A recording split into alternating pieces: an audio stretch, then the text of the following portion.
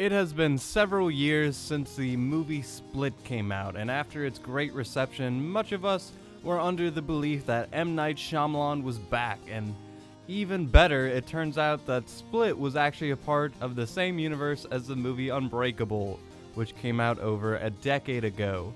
And so, after this movie got announced, I was not surprised. There's a serious cinematic universe craze going on, and I guess M. Night motherfucking Shyamalan wanted to get a part of it.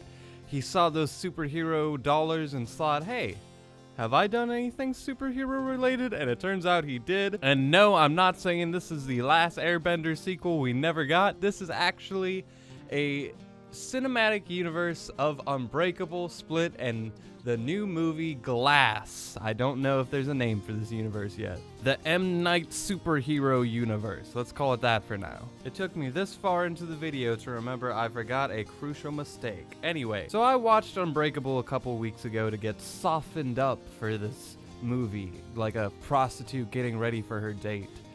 And it turns out that Unbreakable wasn't a great film. I thought it was like a 7 out of 10. It was a good film.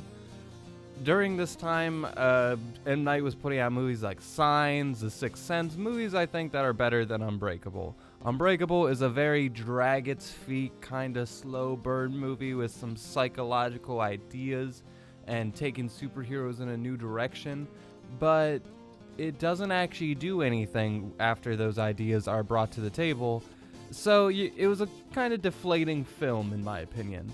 Split, I thought, was a great film. You can look at my video I did on it. I gave that film like an 8 out of 10. I loved James McAvoy's performance and the multiple personalities he presented, and it was a movie that put me on the edge of my seat. And Glass seems like it's a whole new entity. It is not filmed like Unbreakable at all. It is much more a Split sequel than it is Unbreakable, so people who keep saying, I've waited over a decade for this film, you're gonna keep waiting, because other than taking the character from Unbreakable and using that for the plot, it doesn't actually have much to do with Unbreakable. In terms of style and pacing, this is a Split sequel. And this film picks up with David Dunn as if not a day has gone by. He just keeps touching people on the street, which is not a weird thing to do and definitely is not offensive and does not invade anybody's safe space at all. He touches them, he finds out what he wants to know about them, and if they've been a bad or naughty girl, he goes into their home and beats the fuck out of them. If Santa Claus fused with your drunk uncle, this is what he would be like. And he finds out about the Horde, the many faces of a man named Kevin, played by James McAvoy, and he goes into his fortress that he's held up in. He's got some girls hostage, and he basically just fucks it all up. He gets arrested alongside him, and they are in a mental ward, and that's basically where we get into the shit. Now would be a good time to hit that little red X in the corner if you haven't seen the movie Glass yet or any of the other films in this franchise, because I'm going to spoil all of them. So you know in Unbreakable when David Dunn was hitting those weights, surviving train wrecks and doing all these crazy things, that is possibly all in his mind. You know when Elijah Price was putting together ultimate schemes and being vaguely superhero-y? By having a really weak body that just breaks, yeah, that's kind of his power. It's not a good one. Yeah, apparently all of that could have just been in his mind. James McAvoy and all his personalities and even the ability to enhance his body, all potentially in their minds. That is one of the ideas that are brought out in this film, and it is one of the themes that was a part of Split. And in Split, it kind of was just revealed that no, he is a fucking superhero. So to kind of backtrack on that in this film, and where it leads to, it kind of just feels like a waste of time. Why are we going to present these ideas if they're just going to be like, oh no, they're actually superheroes. LOL JK. And I'm going to say the same shit that every other reviewer has. The first 2 acts of this film are really good. The third act kind of drops the ball. All the opening stuff with David Dunn versus the Horde, I loved all of that when they were in the mental ward, exploring ideas and kind of doing little character pieces and introducing the old characters. I loved all of that, especially since these characters like the boy from Unbreakable, he has the exact same face and he's acting in the exact same style, only he's older now. That was a great touch, and he's not like an annoying fucking asshole like he is in the original film, who's also like a really bad actor. And the girl from Split, after everything that happened in that movie, it's just interesting to see a before and after version of her, you know? And then you got Mr. Glass's mom, who is there. But this all leads up to the bad guys getting together, and they escape this terribly guarded mental ward. And basically, Elijah's plan was just to film it all and broadcast it to the world. I like all that, it makes sense. And then there's this ultimate showdown between the three of them and potentially some other snipers who could have killed any of them at any moment. And for some reason, they need a little girl to break the beast curse, even though I get that this guy's strong, but he can't survive being sniped in the head. And then it just kind of gets worse from there. After really making you care about these three characters, after making each one kind of feel iconic in their own way, it kills each of them in very unexciting and very deflating ways. Each and every single one of them felt underutilized, and their deaths was just kind of meh. The Beast in all of his forms, dead.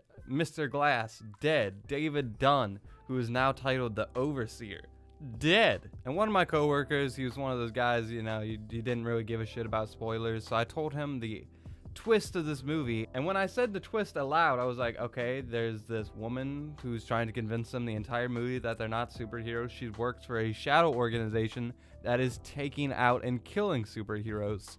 And when I said it aloud, it sounded so much more badass than what actually happened. And then I just kept thinking about it, and yeah, the ending of this film on paper doesn't sound that bad. But the way it was executed, killing off each of these characters and making the whole plot revolving around this film just a kind of weird, dumb twist. A twist surrounded by our main characters just being drowned in puddles of mud. Puddles of fucking mud. Get washed, Bruce Willis. That's what you get for halfway acting in this film. Yeah, the ending of this film wasn't that good. And when our remaining heroes kind of got together for that ending part, it didn't feel that cool. I'm not excited to see what the next movie is.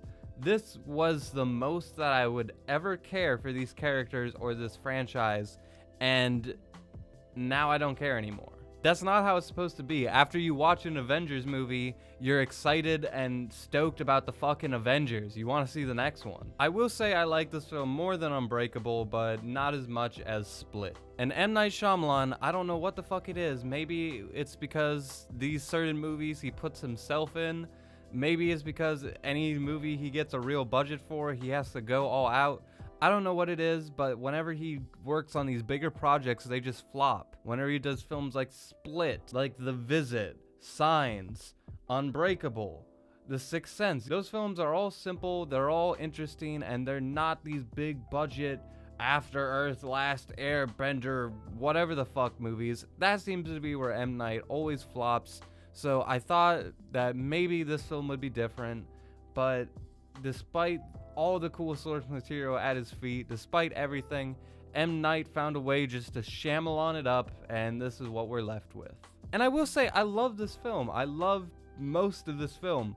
This could have been an amazing film if it had only stuck with its guns and kept the train moving. But now it kind of feels all over the place. It feels like a 9 out of 10 got fused with like a 6 or 7 out of 10 film. I will say if there's another movie that this franchise shits out and it's actually interesting, I will watch it. Hopefully it's good. But until then, I'm just kind of left in a meh sort of mind.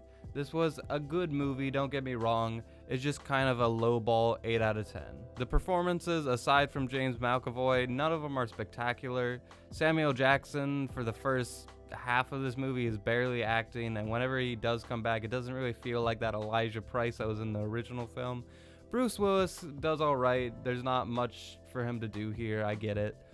All the supporting characters are just the supporting characters. It was just James McAvoy kind of stealing the show again, but, you know, it doesn't feel as special this time around. And that was Glass in a nutshell.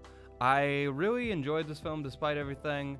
I just have lost my energy for the franchise as a whole. That being said, though, it is a good sequel to Split and a weird continuation of Unbreakable.